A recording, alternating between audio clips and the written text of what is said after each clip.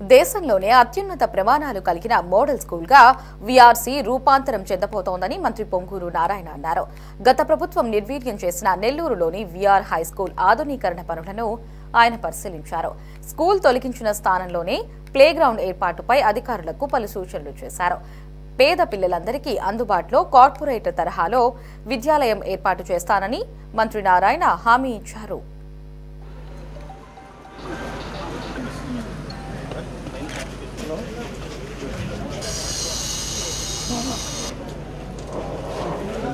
ముఖ్యమంత్రి గారి వరకు అపార అనుభవంతో 1 by 1 చేసుకుంటూ రావటంలో ఇప్పుడు నెల్లూరు సిటీకి సంబంధించి అనేక పార్కులను యాక్చువల్గా డెవలప్ చేసాం. అదేవిధంగా స్కూల్స్ లో కూడా ఈరోజు పిల్లలకు కావాల్సిన ప్లే ఎక్విప్మెంట్, జిమ్ ఎక్విప్మెంట్, రూములు కూడా కట్టడానికి యాక్చువల్ గా ఎక్కడెక్కడ అవసరం దానికి సంబంధించి ప్లాన్ చేస్తున్నాం. ఈ నేపథ్యంలో మీకు అందరికీ తెలిసిందే, నెల్లూరులో విఆర్ కళాశాల, VR high school, VR law college Nellore నడి ఒడ్లో ఉంటుంది. నేను చదివింది కూడా ఇదే స్కూల్లో, ఇదే కాలేజీలో, వర్క్ చేసింది కూడా ఫస్ట్ ఇక్కడే. అలాంటి స్కూలు ఎంతో డిమాండ్ ఉన్న స్కూలు. అట్లాంటి స్కూలు గత 5 సంవత్సరాలు మూసేశారు. అయితే దాన్ని మళ్ళీ ఎలక్షన్ అయిన తర్వాత ప్రభుత్వం వస్తే దాన్ని మళ్ళీ తెరిపిస్తానని చెప్పాను. అన్న ప్రకారం దాన్ని తెరిపించడానికి అధికారులతోనూ మంత్రులతో మాట్లాడా, దాన్ని ఓపెన్ చేయడానికి యాక్సెప్ట్ చేశారు. అయితే దీన్ని ఒక మోడల్ స్కూల్గా రాష్ట్రంలోనే వన్ ఆఫ్ ది బెస్ట్ స్కూల్గా చేయాలనే ఉద్దేశంతో, ఎందుకంటే నేను ఎడ్యుకేషన్ ఫీల్డ్ నుంచి వచ్చాను కాబట్టి చేయాలనే ఉద్దేశంతో గౌరవనీయ మంత్రివర్యులు లోకేష్ గారిని కలవటం, ఆయనతో మాట్లాడడం జరిగింది. వారు యాక్సెప్ట్ చేశారు.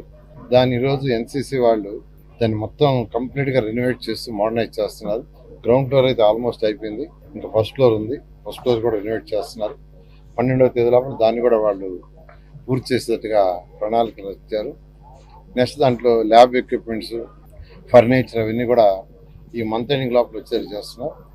అయితే ఇక్కడికి పిల్లలు తీసుకునే పిల్లలు పూరెస్ట్ ఆఫ్ ది పూర్, అంటే సిటీలో ఉన్న పేదల్లో నిరుపేదలను యాక్చువల్గా తీసుకోవాలనే ఉద్దేశంతో ఈ స్కూల్ని పునఃప్రారంభిస్తున్నాం.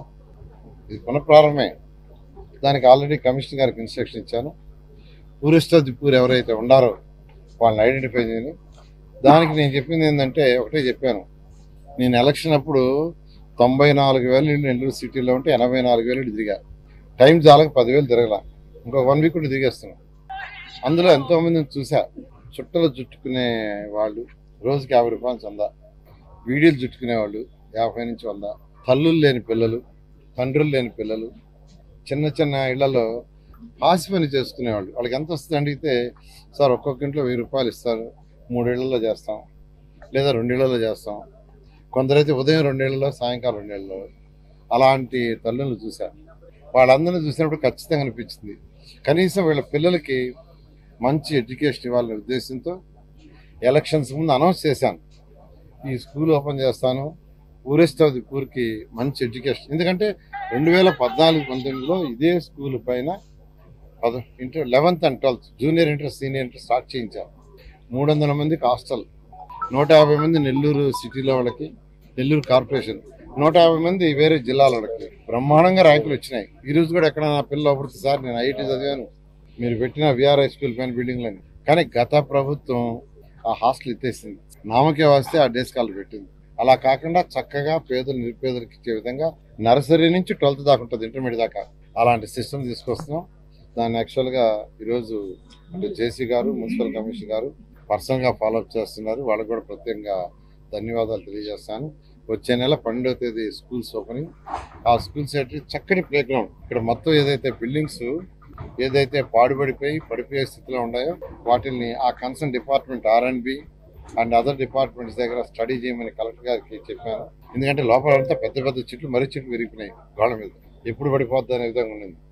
ఏదైతే పనికిరావు వాటిని డెమాలిష్ చేయమన్నాను. ఆ ఏరియాలో చక్కటి ప్లే గ్రౌండ్, పిల్లలకి మంచి ప్లే గ్రౌండ్. ఎందుకంటే పిల్లలకి 3 పూట్ల భోజనం, అంటే బ్రేక్ఫాస్ట్, లంచ్, ఈవినింగ్ స్నాక్స్ 3 ఇక్కడే ఇస్తారు.